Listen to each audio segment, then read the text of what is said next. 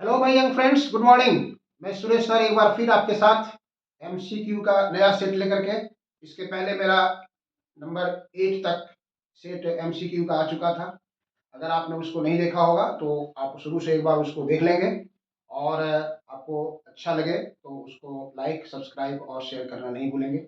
आज हम आपके साथ आए हैं सेट 9 लेकर के, और ये सारा का सारा क्वेश्चन जो है एमसीक्यू आपके लिए important, very very most important के रूप में हमने कोशिश किया है लाने के लिए। सिर्फ डिजिट वगैरह इधर उधर चेंज हो सकता है, लेकिन पैटर्न इसी तरह का क्वेश्चन पेपर आता है। आइए, सेट नंबर 9। पहला क्वेश्चन है, किसी प्रक्षेप की अधिकतम परास होती है। The maximum range of A projectile is, चार ऑप्शन दिया हुआ है। तो रेंज का आपको फॉर्मूला आपके पास होनी चाहिए। फॉर्मूला है R equal to u square sine 2 theta by g. और आप जानते हैं कि मैक्सिमम रेंज के केस में एंगल जो होता है वो 45 होता है। तो 45 इंटू 2 90 हो गया, और साइन 90 का वैल्यू 1 हो गया, इसलिए this is u square by g. U square by g, and that is option number A. Option number A इसका आंसर। क्वेश्चन नंबर 2 में आते हैं। देखिए, एक टावर से गिराई गई गेंद 4 सेकंड में जमीन पर पहुंचती है, तो टावर की ऊंचाई बताइए। ए ball dropped from the top of tower reaches the ground in 4 seconds, then height of the tower will be, कितना होगा टावर का हाइट। इस तरह का क्वेश्चन जो है ना, हर तरह के एग्जामिनेशन में आते रहता है। आप इसको एक बार शुरू से देख लीजिए, क्या कह रहा है क्वेश्चन, उस पर अगर आप फोकस कर रहे हैं तो फिर आप इजी से उसको तुरंत सोल्व कर सकते हैं। कहता है टावर के छत से, from the top of tower A ball is dropped. तो टावर के टॉप से बॉल गिराने के पहले, ये टावर अगर है आपका, ये टावर अगर है और यहां गिराने के पहले बॉल जो है इज एट रेस्ट, मतलब यू इक्वल टू 0, और यहां से बॉल जो नीचे आया तो इसमें टाइम लग गया, आपको कह रहा है 4 सेकेंड। 4 सेकेंड। तो कहता है कि ये टावर का अगर हाइट h है तो आप बताइए कितना होगा। यहां पे आप g इक्वल टू यूज कर दीजिए 10 meter per second square. 10 meter per second square. और तब h का फॉर्मूला आप याद रखिए, h equal to u t plus half g t square. h is equal to u t plus half g t square. u is 0, u is 0, इसलिए this is 0। ये हो गया आपका हाफ, g इज 10 और t is 4 second. तो 4 into 4, 4 into 4, तो 2 5 या 10 हो गया, 4 4 या 16 इंटू 5 80। 80 मीटर जो है वो हाइट है किसका, टावर का। ऑप्शन चूज कीजिए, 40 मीटर, 60 मीटर, 80 मीटर, 100 मीटर, इसलिए ऑप्शन इज सी। ऑप्शन जो है वो सी है, इसका आंसर होगा। जब किसी टावर से एक कोई बॉल या स्टोन ड्रॉप किया जाता है और 4 सेकंड में अगर जमीन पर पहुंचता है तो टावर की हाइट जो होगी वो 80 मीटर होगी। आइए क्वेश्चन नंबर 3। 1 केजी की वस्तु पर 0.04 न्यूटन बल कार्य करता है, तो वस्तु में त्वरण कितना उत्पन्न होगा। A force of 0.04 Newton acts on a body of mass 1 kg. The acceleration acting on the body is, कितना होगा। यहां भी देखिए क्या क्या दिया हुआ है, न्यूमेरिकल बेस्ड प्रॉब्लम है। क्या क्या दिया हुआ है वो आप देखिए। मास दिया हुआ है और फोर्स दिया हुआ है, तो तुरंत आपके दिमाग में आनी चाहिए बात कि मास और फोर्स के बीच कौन सा रिलेशन है। मास और फोर्स के बीच में कौन सा रिलेशन है वो आपके दिमाग में आनी चाहिए। यहां दे रहा है फोर्स है 0.04 न्यूटन, और मास दिया है 1 केजी। 1 केजी, तो आप जानते हैं F equal to M A, formula आप जान रहे हैं, इसलिए A equal to F by M. F हो गया आपका 0.04 न्यूटन और ये हो गया 1 केजी। 1 से डिवाइड करने पर कोई अंतर नहीं आएगा, इसलिए 0.04 न्यूटन पर KG. This is option 0.04 Newton पर केजी। ऑप्शन चूज कीजिए, कहां पर है, ए नंबर ही है, 0.04 न्यूटन पर केजी। ठीक है, चलिए क्वेश्चन नंबर 4 देखिए। दो वस्तुओं की सतहों के बीच क्रियाशील घर्षण बल अभिलंब प्रतिक्रिया के समानुपाती होता है, द्रव्यमान के समानुपाती होता है, अभिलंब प्रतिक्रिया के व्युत्क्रमानुपाती होता है, द्रव्यमान के व्युत्क्रमानुपाती होता है। The frictional force acting between surfaces of two bodies directly proportional to the normal reaction, directly proportional to the mass, inversely proportional to the normal reaction and inversely proportional to the mass. Laws of friction याद कीजिए। Laws of friction में क्या होता था? Laws of friction का जो पहला है वही है, यहाँ पर एक सरफेस है और इस पर एक बॉडी रखा हुआ है, मास m है इसका वेट इधर काम करता था, इधर अगर हम इसमें मोशन देना चाहते हैं, गति इधर देना चाहते हैं, घर्षण बल इधर काम कर रहा है और इसका नॉर्मल रिएक्शन ऐसे था।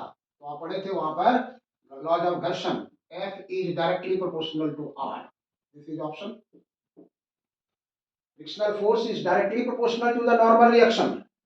The frictional force is directly proportional to the normal reaction.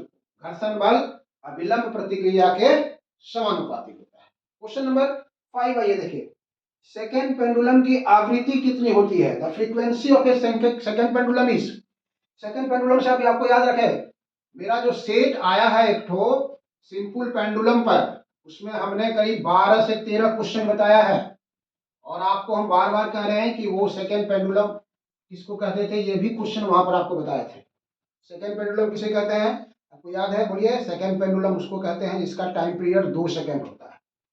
Time period 2 second अगर है तो उस पेंडुलम का नाम हो गया सेकेंड पेंडुलम। तो अगर आता है कि सेकेंड पेंडुलम का टाइम पीरियड कितना है, ये ऑप्शन तो वहां 2 सेकेंड मानेंगे, लेकिन यहाँ पर कह रहा है frequency, the frequency of second pendulum, second pendulum की आवृत्ति कितनी होगी? तो आवृत्ति का फॉर्मूला आप जानते हैं, new equal to 1/t, 1/t, इसलिए 1/2 मतलब 0.5 हर्ट्ज, 0.5 हर्ट्ज। चूज कीजिए कहां पर है, option number A, option number A 0.5 hertz.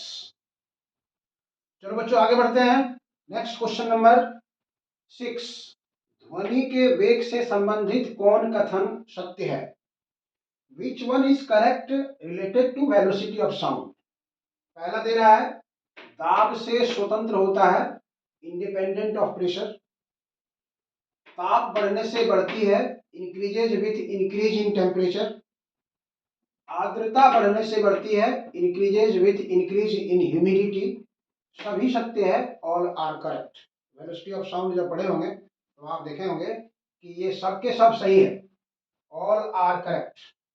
मतलब वेलोसिटी ऑफ साउंड प्रेशर बढ़ने से कोई प्रभाव नहीं पड़ता है, no effect of pressure, temperature बढ़ने से बढ़ता है। कैसे बढ़ता है? ये डायरेक्टली प्रोपोर्शनल होता है, डायरेक्टली प्रोपोर्शनल होता है। यहाँ पर आपको एक से भी क्वेश्चन आ सकता है, B directly proportional to √T, ये इसका ऑप्शन आएगा। और ह्यूमिडिटी वाले में आता है कि ह्यूमिडिटी बढ़ने से फिर ये बढ़ती है, मतलब ह्यूमिड एयर का भी डेंसिटी जो होता है वो ड्राई एयर से कम होता है, इसलिए बढ़ता है। ये क्वेश्चन भी पूछा जा सकता है। क्वेश्चन नंबर 7 आइए देखिए, डॉपलर का प्रभाव उपयोगी है, Doppler's effect is applicable to. Doppler's effect आप जानते हैं कि रिलेटिव मोशन होता है सोर्स और ऑब्जर्वर के बीच में, तो फ्रीक्वेंसी जो होता है वो चेंज करता है। ये डॉपलर्स का इफेक्ट लाइट वेव में भी होता है और साउंड वेव में भी होता है, आप याद रखेंगे, both sound and light waves, ध्वनि और प्रकाश दोनों में होता है। मेरा एक वीडियो आपके पास आया होगा, डॉपलर का प्रभाव ध्वनि से संबंधित, अगर नहीं होगा तो फिर उसको हम आपके लिए वो अपलोड कर देंगे, उसको आप पूरा पढ़ लेंगे तो फिर उसमें आपको पूरा क्वेश्चन मिल जाएगा। क्वेश्चन नंबर 8 आइए, एवोगाड्रो की संख्या किसके अणुओं की संख्या के बराबर होती है? Avogadro's number is the number of molecules of A gas in, इसमें तो आप जानते हैं कि पर मोल्स, किसी गैस के एक मोल में अणुओं की जो संख्या होती है उसको एवोगाड्रो की संख्या कहते हैं, और वो होता है 6.023 × 10⁻23। इसलिए एक mole of gas, 1 mole of gas में जो अणुओं की संख्या होगी उसी को हम लोग कहते हैं एवोगाड्रो संख्या, इसलिए option is B. Question number 9 आइए, किसी गैस की प्रति स्वतंत्रता कोटि से संबंधित प्रति मोल की ऊर्जा होती है, energy associated with each degree of freedom पर molecules each, degree of freedom हो गया कि गैस के मॉलिक्यूल्स का कितना फ्रीली होकर के वो मूवमेंट कर सकता है। तो आप जानते हैं गैस जो होता है मोनो एटॉमिक है, डाई एटॉमिक है, ट्राई एटॉमिक है। मोनो एटॉमिक गैस के लिए डिग्री ऑफ फ्रीडम 3 होता है, डाई एटॉमिक के लिए 5 होता है और ट्राई एटॉमिक के लिए 6 होता है। तो हम लोग यहाँ पर उसकी चर्चा नहीं करेंगे, लेकिन ईच डिग्री ऑफ फ्रीडम पर मोल जो गैस होता है वो होता है हाफ kT, हाफ kT। इसलिए option is B, option is B half kT। K is Boltzmann constant, अब याद रखेंगे Boltzmann constant 1.38 into 10 to the power minus 23। ये T हो गया टेम्परेचर, उसका एब्सोल्यूट टेम्परेचर, इसलिए option is B. Question number 10 में आइए, प्रत्यास्थ सीमा के अंदर प्रतिबल और विकृति में कौन सा संबंध होता है? Within elastic limit the relation between stress and strain is. तो आप हुक्स लॉ पढ़े हो, हुक्स लॉ याद रखिए, हुक्स लॉ का स्टेटमेंट ही कहता है within elastic limit stress is directly proportional to the strain, इसलिए ऑप्शन इज बी, प्रतिबल विकृति के समानुपाती होता है प्रत्यास्थ सीमा के अंदर। चलो बच्चों आगे बढ़ते हैं। क्वेश्चन नंबर 11 है, किसी आदर्श गैस का ताप 120 केल्विन से 480 केल्विन बढ़ाने पर इसका वर्ग माध्य मूल वेग, जिसको हम लोग कहते हैं RMS root mean square velocity होगा। The temperature of an ideal gas is increased from 120 kelvin to 480 kelvin. The RMS velocity of the gas molecules will be, मतलब RMS velocity depends upon temperature. कैसे depend करता है आपको याद रखिए, V directly proportional to root T, ये था आपका V RMS, V RMS directly proportional to root T. तो आप इसको यहां कर सकते हैं V2 बाय V1, ये हो जाएगा आपका T2 बाय T1, और ये T2 आपको दिया हुआ है 480 और ये दिया हुआ है 120, ये आ जाएगा 4, अब 4 का रूट आ जाएगा आपको 2, इसलिए V2 by V1 that is 2, तो V2 will be 2V1, V2 will be 2V1 का मतलब कितना गुना हो गया, ये डबल हो गया आपका V2 by V1 that will be double, इसलिए यहाँ पे हो जाएगा 2 गुना डबल हो जाएगा। तो ये आपको याद रखना है, आरएमएस वेलोसिटी जो है वो एब्सोल्यूट टेम्परेचर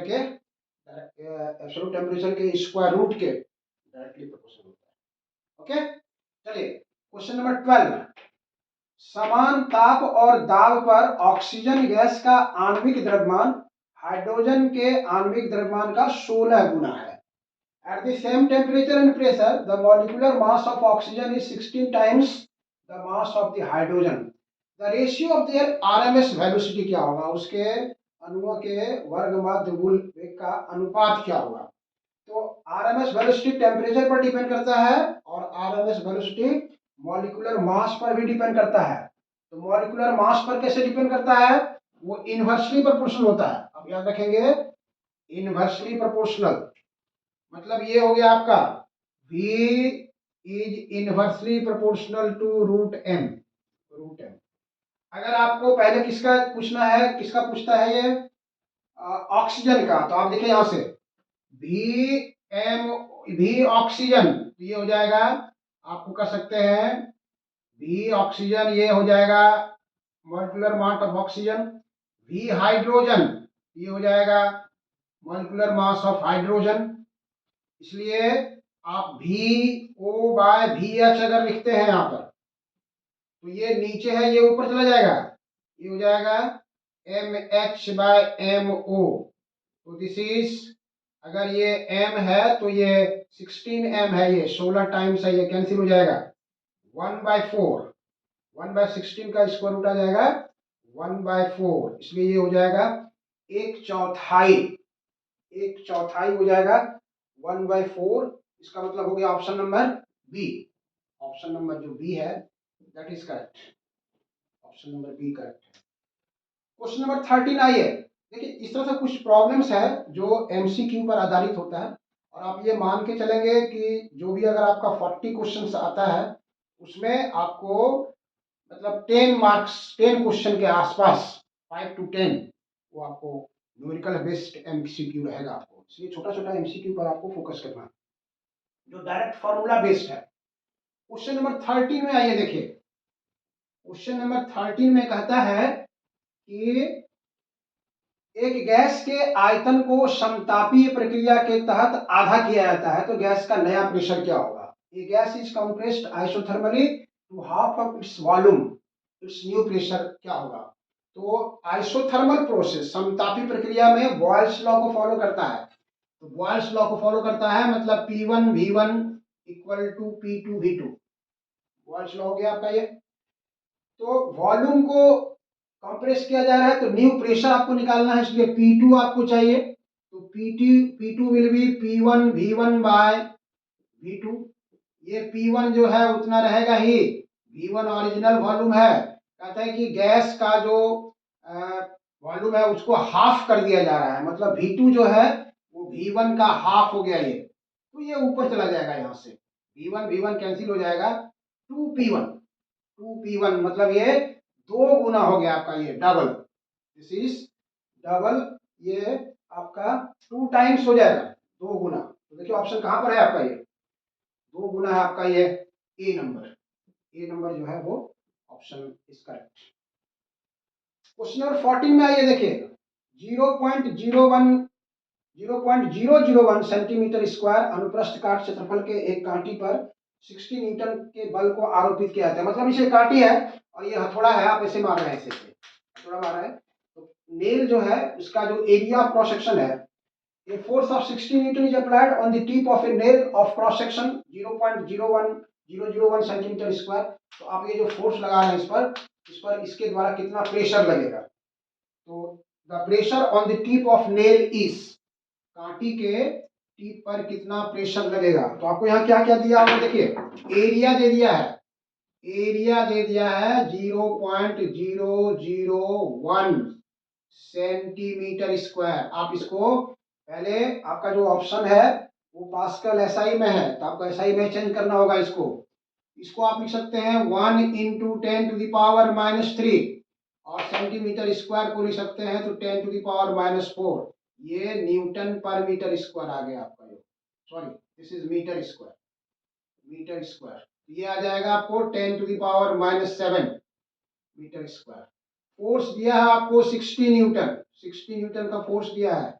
प्रेशर निकालना है, pressure is force by area, ये हो गया 60 और नीचे हो गया 10⁻⁷, तो ऊपर जाएगा आपको 60 इंटू 10⁻+7, तो that is equal to 6 into 10⁸ pascal, 6 into 10⁸ pascal, that is option number A, this is option number A, option number A है।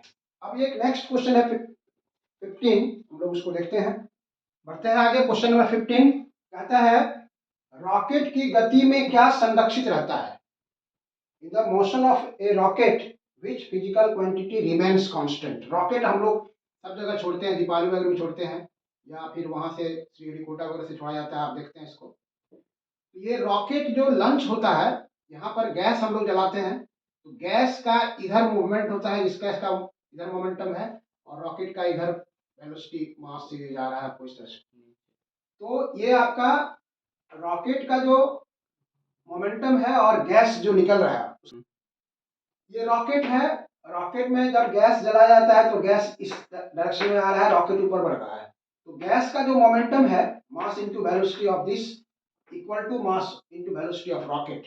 तो इसको हम लोग कहते हैं रेखीय संवेग, mass into velocity is momentum, संवेग, इसलिए linear momentum, conservation of linear momentum के सिद्धांत का ये पालन करता है।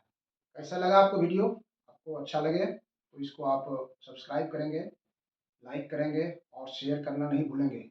आपको हम बार बार कह रहे हैं कि हम आपके लिए जो वीडियो ला रहे हैं वो बहुत ही मेहनत करके, पिछले साल क्या एमसीक्यू पर आधारित क्वेश्चन या उस पैटर्न पर आधारित कौन कौन सा क्वेश्चन आने की संभावना है, इसलिए हम इसको लेकर आते हैं और आप इसको शेयर करना, लाइक करना नहीं भूलेंगे, वही हमारे लिए रोनी का काम करेगा। फिर दूसरा वीडियो बहुत जल्द आपके साथ हम आ रहे हैं। चलिए, थैंक यू।